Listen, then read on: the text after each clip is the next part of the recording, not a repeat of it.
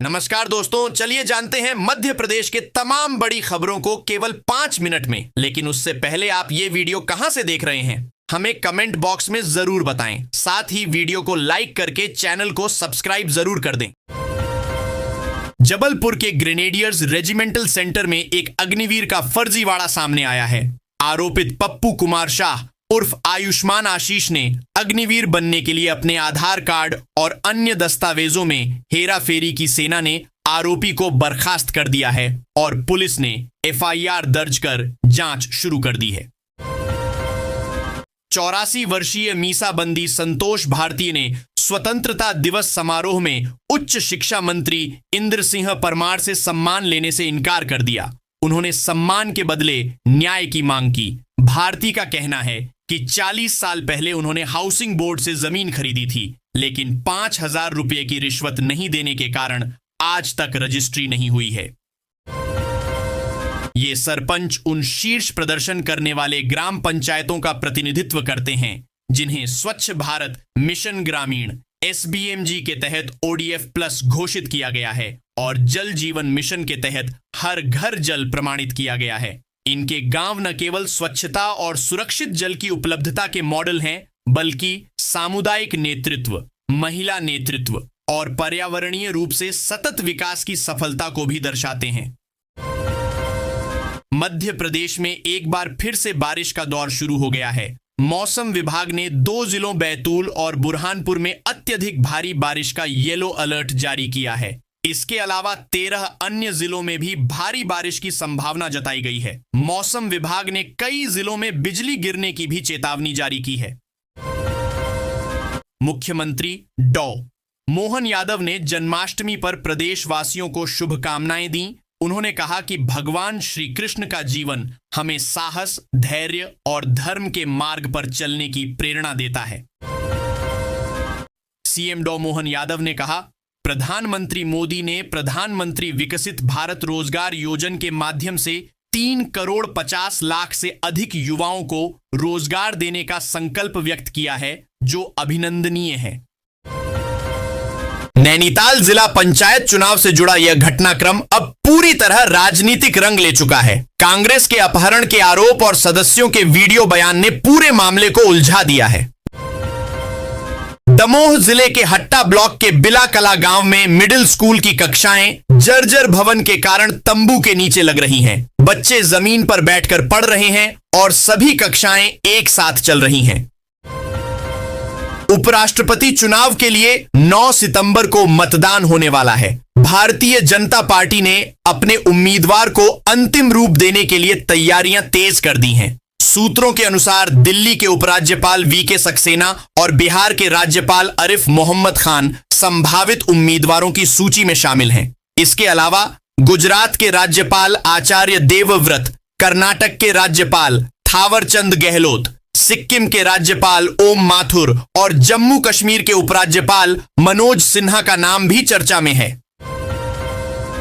Supreme court ने पतंजलि आयुर्वेद के खिलाफ भ्रामक विज्ञापनों से संबंधित मामले को बंद कर दिया है और पहले लगाए गए अस्थायी प्रतिबंध को हटा लिया है। कोर्ट ने अपने पिछले आदेश को भी रद्द कर दिया, जिसमें विज्ञापनों के लिए सख्त जांच और मंजूरी आवश्यकता थी। जस्टिस BV नागरथना ने कहा, जब उत्पादन की अनुमति दी जाती है तो उस उत्पाद का विज्ञापन करना एक स्वाभाविक व्यावसायिक प्रथा है।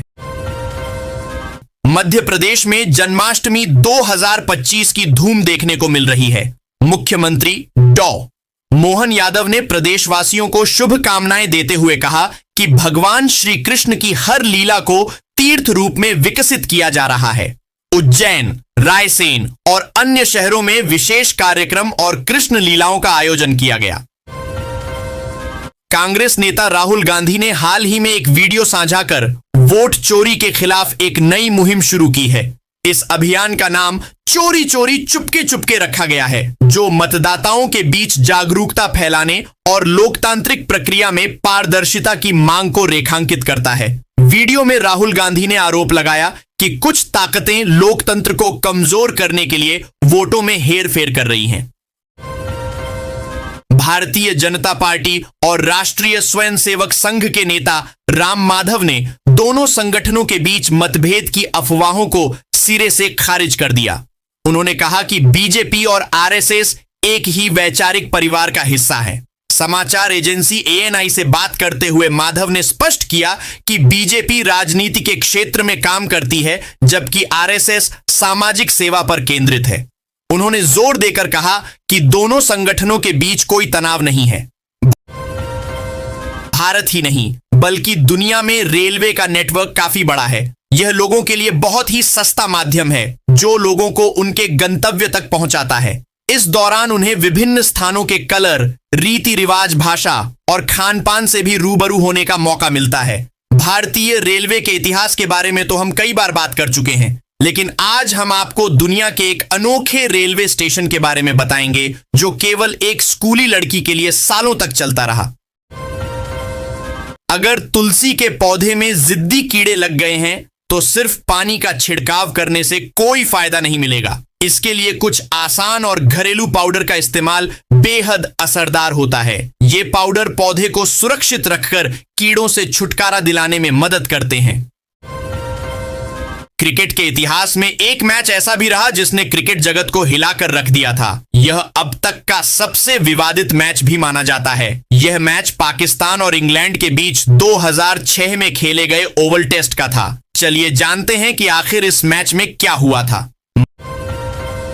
मध्य प्रदेश के मुख्यमंत्री मोहन यादव ने 59वें स्वतंत्रता दिवस के उपलक्ष्य में भोपाल में आयोजित राज्य स्तरीय समारोह में रोजगार को लेकर बड़ी घोषणा की। साथ ही ऑपरेशन सिंदूर की सराहना की।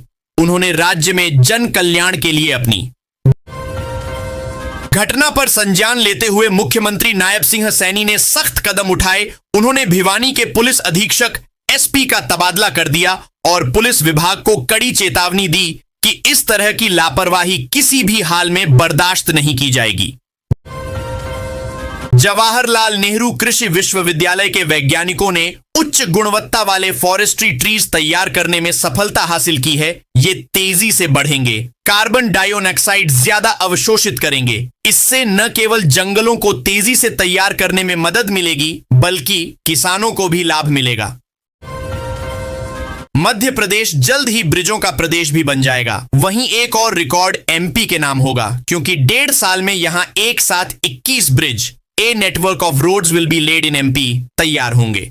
इनमें फ्लाईओवर ब्रिज के साथ ही रोड ओवर ब्रिज भी शामिल हैं। बता दें कि ये सभी ब्रिज मध्य प्रदेश में 2028 में होने जा रहे सिंहस्थ सिम्हाथा 2028 की बड़ी तैयारी है, जिन्हें 2026 तक पूरा करने का लक्ष्य रखा गया है। मध्य प्रदेश में अगस्त का पहला पखवाड़ा रहा था सूखा। किसान थे परेशान। धान की बुवाई के बाद सूखी जमीन में पड़ रही थीं दरारें। किसानों को था बारिश का इंतजार। अब लौटा मानसून, लौटी बारिश से खिल गए किसानों के चेहरे। आज का सबसे बड़ा अपडेट पेट्रोल और डीजल को लेकर है। कई राज्यों में पेट्रोल और डीजल के कीमतों में लगभग 10 से 20 रुपए तक कमी हुई है। बिहार में भी जल्द लागू होगा। एलपीजी गैस सिलेंडर वालों की हो गई बल्ले बल्ले। एलपीजी गैस सिलेंडर द्वारा 950 रुपए में नहीं बल्कि 620 रुपए में मिल रहा है। अब आप सभी लोग घर बैठे इस एलपीजी गैस सिलेंडर का लाभ ले सकते हैं। अगर आप 12वीं पास हैं और कंप्यूटर सीखकर नौकरी या खुद का काम करना चाहते हैं तो आपके लिए एक बेहतरीन मौका है। सरकार ने एक नई योजना शुरू की है, फ्री कंप्यूटर ट्रेनिंग स्कीम, जिसके तहत योग्य युवाओं को फ्री कंप्यूटर ट्रेनिंग दी जाएगी और साथ ही 15,000 रुपए तक की आर्थिक सहायता भी मिलेगी। एयर इंडिया की फ्लाइट में ग्वालियर में लैंडिंग के समय दिक्कत आ गई। लैंडिंग के समय विमान में अचानक जोरदार झटका लगा जिससे यात्री घबरा गए। अंदर चीख पुकार मच गई। सुरक्षित लैंडिंग के लिए विमान को दोबारा टेक ऑफ करना पड़ी दिया। विमान के यात्री बाल बाल बच गए।